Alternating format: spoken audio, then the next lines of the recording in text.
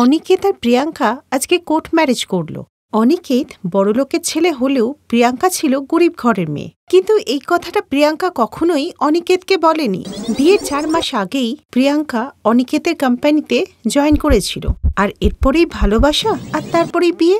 আজ যদি তোমার মা বাবা বেঁচে থাকতেন তারা কতই না খুশি হতেন, কিন্তু তুমি চিন্তা করো না, আজ থেকে আমার বাবা মা তোমার বাবা মা। এরপর অনিকেত প্রিয়াঙ্কাকে নিয়ে নিজের বাড়িতে চলে যায়। প্রিয়াঙ্কা অনিকেতের বাড়িতে বেশ সুখেই ছিল। প্রিয়াঙ্কার শ্বশুর বাড়িতে সবাই জানতো যে প্রিয়াঙ্কা অনাথ, কিন্তু সত্যি হলো এটাই, প্রিয়াঙ্কার একটা গরিব মা ছিল। আর প্রিয়াঙ্কার নিজের গরিব মায়ের কথা কাউকে বলতে লজ্জা করত। কিছুদিন আগে, দেখ মা, তুই বড়লোকের ছেলেকে বিয়ে করবি তাতে আমার কোনো আপত্তি নেই, কিন্তু আমি গরিব বলে একবার দেখাও করাবি না? ওফো মা, তুমি এসব ছাড়ো তো। তুমি এটা ভেবে খুশি থাকো যে তোমার মেয়ে এই নরক থেকে বেরিয়ে রাজপ্রাসাদে থাকবে, এসির মধ্যে থাকবে। তাই এসব ছাড়ো আর চুপচাপ থাকো, বুঝলে? এই কারণে প্রিয়াঙ্কা তার মাকে শ্বশুরবাড়ির কারোর সাথেই দেখা করায়নি, আর সে শ্বশুরবাড়িতে এসিতে আর আরামেই দিন কাটাতে থাকে। কালকে বাজারে আমি তোমার সাথে এক বয়স্ক মহিলাকে দেখলাম। মনে হচ্ছিল উনি তোমার কাছে কাকতি মিনতি করছিলেন। কে উনি? তুমি কি ওনাকে চেনো? আরে কোন মহিলাটা? আচ্ছা, ওই মহিলাটা? ও তো টাকা চাইতে এসেছিল আমার কাছে। তুমি তো জানোই ভিখিরিদের স্বভাব। কি আর বলবো বলো? ও আচ্ছা, উনি ভিক্ষুক ছিলেন। তুমি কিন্তু সকালবেলা রেডি থেকো, আমরা সিনেমা দেখতে যাব। সত্যি? ওয়াও! ওরা দুজন সিনেমা দেখতে বেরোলো। রাস্তাতে প্রিয়াঙ্কা দেখতে পেল ওর মা কড়া রোদের মধ্যে ভুট্টা বিক্রি করছিল, আর প্রিয়াঙ্কা বসেছিল তার এসি গাড়িতে। সে তার মাকে দেখেও না দেখার ভান করলো, কিন্তু তার মা তাকে ডাকলো। আরে মনে হচ্ছে তোমায় কেউ ডাকছে, দেখো তো কে ডাকছে। আরে না, কেউ ডাকছে না আমাকে। কে আর ডাকবে বলো? আরে অনিকেত, তুমি আমাকে এত ভালোবাসো না, সবসময় তুমি আমাকে নিয়েই ভাবছো। সন্ধেবেলা প্রিয়াঙ্কারা মুভি দেখে বাড়ি ফিরল, আর কৌশল্যা দেবীও নিজের ঘরে চলে এলেন। সে ঘরে ফিরে এসে প্রিয়াঙ্কার ছোটবেলার কথা মনে করতে থাকলো। কৌশল্যা দেবী অনেক কষ্ট করে অন্যের বাড়িতে বাসন মেজে প্রিয়াঙ্কাকে বড় করেছিল, আর মেয়ের ইচ্ছে পূরণের জন্যই তিনি সংসারের খরচও অনেক কম করে করতেন। ওনার ওই দিনের কথা মনে পড়ল, যেদিন প্রিয়াঙ্কা প্রথম কলেজ যাওয়ার জন্য নতুন ড্রেস চাইল। দেখো মা, আমি তোমার কাছে কোনোদিনই কিছু চাইনি, আর যখনই চাই তখনই তুমি অভাবের কান্না কাঁদো। দেখো, একটা ধনী ছেলে পেলে না, আমি তোমাকে আর এই বাড়ি ছেড়ে না উড়ে যাব। কিন্তু কোন বড়লোকের ছেলে তোকে বিয়ে করবে মা? কোনো বড়লোকরা গরিবের সাথে কোনো সম্পর্ক করে না। 100 বার করবে যদি তুমি না বলো যে আমি গরিব। এর মানে?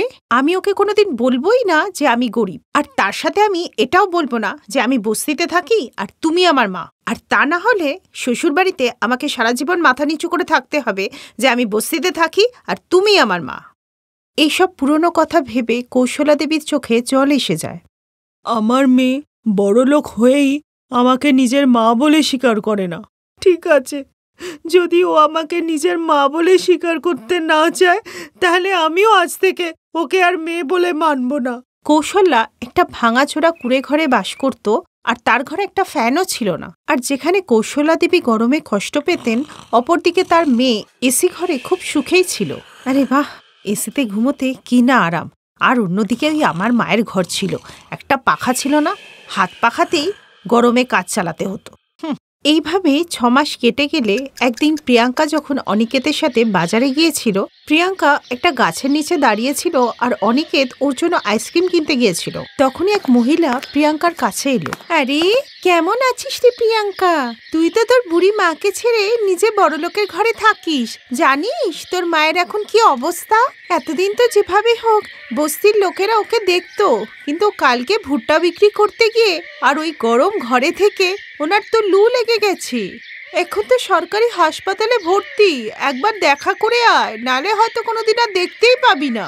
তখনই অনিকেতকে আসতে দেখে প্রিয়াঙ্কা রেগে গিয়ে বলল, তুমি নিজের চরকায় তেল দাও, ও আমার মা, বাচুক মরুক আমি দেখে নেব, তুমি যাও এখান থেকে। জ্ঞান দিতে চলে এসছে। ওই মহিলা ওখান থেকে চলে যায়। আরে ওই ভিখিরি আর কি। কিন্তু এইবার অনিকেতের ওর কথায় একটুও বিশ্বাস এলো না। সে বাহানা করে প্রিয়াঙ্কাকে বলল, প্রিয়াঙ্কা, আমার একটা আর্জেন্ট কাজ পড়ে গেছে, বুঝলে? তুমি এক কাজ করো, ট্যাক্সি নিয়ে বাড়ি চলে যাও, আমি কাজটা শেষ করে বাড়ি আসছি, ঠিক আছে? আচ্ছা ঠিক আছে, কিন্তু তাড়াতাড়ি বাড়িতে এসো। প্রিয়াঙ্কা চলে গেলেই অনিকেত তাড়াতাড়ি করে ওই মহিলার কাছে গিয়ে জিজ্ঞেস করে, আচ্ছা শুনুন, কিছুক্ষণ আগে আপনি প্রিয়াঙ্কার সঙ্গে কথা বলছিলেন, আপনি কি ওনাকে চেনেন? নাম নেবে না ওই ছোট লোক মেয়েটার, ছোটবেলায় আমি নিজের হাতে ওকে খাইয়েছি আর এখন চিনতেই চায় না। আর আমায় কেন চিনবে? নিজের মা হাসপাতালে মরছে, তাকে গিয়েই দেখে না। আমার মনে হচ্ছে আপনার কোথাও একটা ভুল হচ্ছে। প্রিয়াঙ্কার তো কেউ নেই, ও তো অনাথ। তা ওর মা আর কোথা থেকে আসবে? তোমার কথা শুনে মনে হচ্ছে তুমি ওর হাজবেন্ড, কিন্তু ওর একটা বুড়ি মা আছে, সে হাসপাতালে ভর্তি, কবে থেকে তাকে দেখতে যায় না। এই কথা শুনে অনিকেতের মনে হলো পায়ের নিচ থেকে মাটি সরে গেল। সে ওই মহিলাকে রিকোয়েস্ট করলো প্রিয়াঙ্কার মায়ের কাছে নিয়ে যাওয়ার জন্য। দেখুন, মানা করবেন না, আপনি আমাকে ওনার সঙ্গে দেখা করতে নিয়ে যান। কমলা অনিকেতের সাথে যেতে রাজি হয়। তারপর ওরা গাড়ি নিয়ে হাসপাতালে যায়, যেখানে কৌশলা দেবী হাসপাতালের বেডে শুয়েছিলেন। কেমন আছেন মা? কে বাবা তুমি? তুমি যদি আমার মেয়েকে চেনো তাহলে একবার ওকে বলো না আমার সাথে দেখা করতে। না মা, আপনার কিচ্ছু হবে না। আমি আপনাকে এক্ষুনি একটা বড় হাসপাতালে ট্রান্সফার করাচ্ছি। কিন্তু তুমি কে বাবা? এরপর অনিকেত কৌশলা দেবীকে একটা বড় নার্সিংহোমে শিফট করায়, যেখানে ওনার খুব ভালো সেবা যত্ন করা হয়। এরপর কৌশলা দেবী অনেকটা সুস্থ হয়ে যান। আর অন্যদিকে অনিকেত প্রিয়াঙ্কার সঙ্গে রাগ দেখাতে থাকে। এই দেখে প্রিয়াঙ্কা একদিন বলল, কি হয়েছে অনিকেত? তুমি আজকাল আমার থেকে এত দূরে দূরে থাকো কেন? তোমার কি অন্য কাউকে পছন্দ হয়ে গেছে? সত্যি বলতে এখন আর আমার তোমার সাথে কথা বলতে ইচ্ছা করে না। কিন্তু কেন? কারণ এমন অনেক কিছু আছে যেগুলো তুমি আমার থেকে লুকিয়েছো। কোন কথা? তোমার কি কোনো আত্মীয় স্বজন নেই? হে ভগবান, আমি তোমাকে কতবার বলেছি যে আমার এই পৃথিবীতে কেউ নেই। ও আচ্ছা, আজকে আমার এক স্পেশাল গেস্ট আসবেন বাড়িতে, তোমাদের সকলের সঙ্গে দেখা করতে। একটু ভালো কিছু রান্না করো আজকে। হ্যাঁ, সন্ধ্যাবেলা প্রিয়াঙ্কা নানা রকমের খাবার তৈরি করে।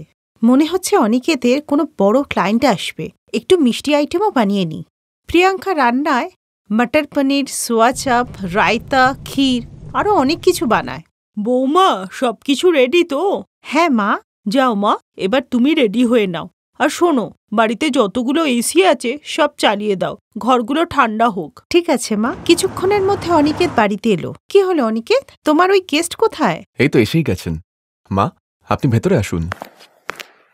নিজের চোখের সামনে কৌশলা দেবীকে দেখে প্রিয়াঙ্কা তো হয়রান হয়ে গেল। কি হলো প্রিয়াঙ্কা, তোমার তো কেউ নেই, তাহলে তুমি ওনাকে দেখে তো চমকে যাচ্ছ কেন? নিজের মাকে তো অন্তত চিনতে পারছো নিশ্চয়ই। তুমি আমাদের সেবা যত্ন এই জন্যই করো যে আমরা ধনী, কিন্তু যে মা তোমাকে জন্ম দিয়েছে তাকে তুমি এই পৃথিবীতে মরার জন্য ছেড়ে দিয়েছ শুধু গরিব বলে।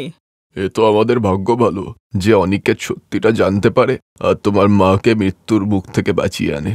আমাকে তোমরা ক্ষমা করে দাও। আমি ভাবতাম যে আমি গরিব বলে অনিকেত যদি আমাকে বিয়ে না করে।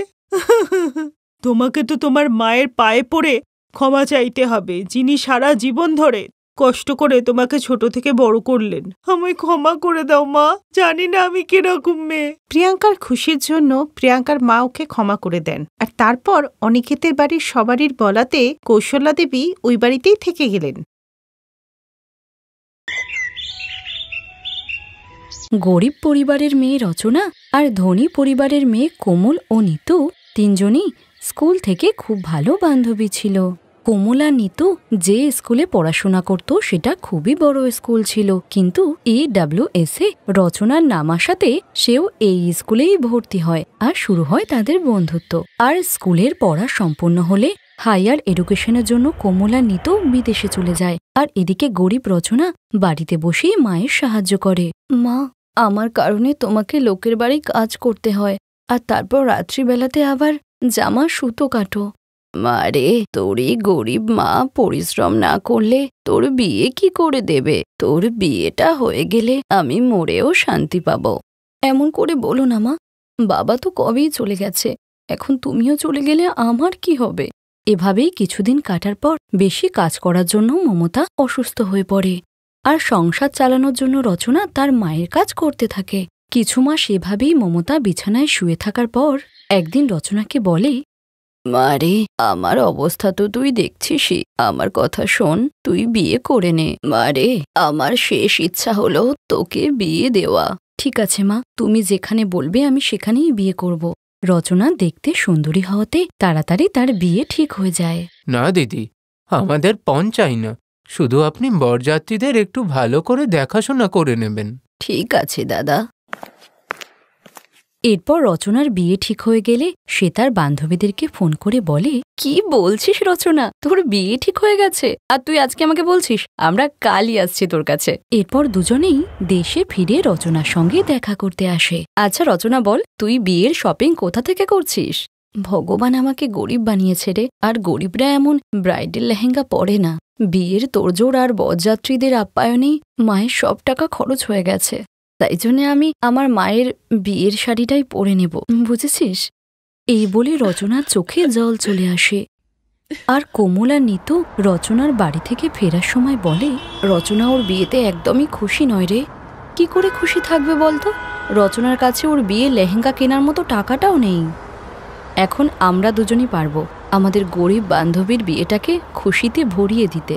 পরের দিন কোমল আর নিতু একটা বড় শপিং মলে গিয়ে রচনার জন্য ব্রাইড লেহেঙ্গা, তার সঙ্গে ম্যাচিং করে জুয়েলারি আর স্যান্ডেল কিনে বিয়ের দিন রচনার বাড়িতে আসে। আর সেখানে এসে তারা দেখে যে রচনা তার মায়ের বিয়ের সেই পুরনো রং ওঠা শাড়ি পরেই মন মরা হয়ে বসে আছে। কোথায় ছিলি রে তোরা? আমি কখন থেকে অপেক্ষা করছি।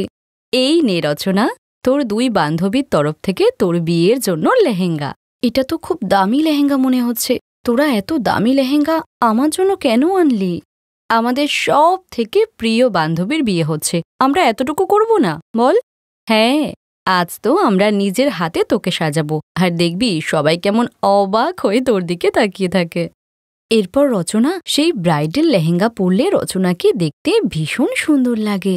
আর রচনার বান্ধবীদের রচনার প্রতি এত ভালোবাসা দেখে মমতা চোখ জলে ভরে যায়, আর সে তাদেরকে অনেক আশীর্বাদ করে। Thanks for watching.